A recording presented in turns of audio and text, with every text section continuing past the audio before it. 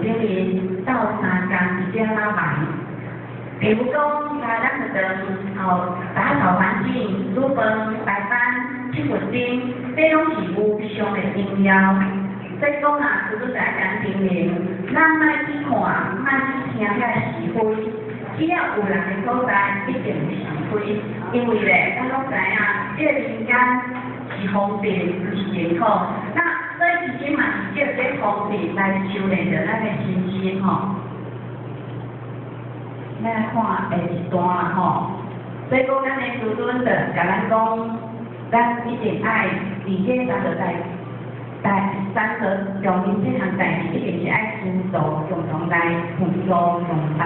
嘛希望咱遮的同事会当去了解咱这公老师的心情。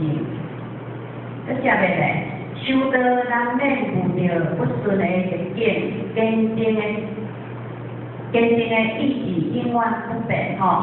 因为老师拢一而再再而三，安尼甲咱苦口婆心。咱的院长大人啊，嘛是有安尼甲咱做一个勉励啦吼。讲修道人伫培植的当下，人咧会拄着特色、意识，得着大家认同。为虾米呢？有的修办了久啊，心会愈来愈痛；有的咧甚至会起着咧离开佛神的心。其实，这拢是咱遮的兄弟姊妹无了解着自己对家己的盲点。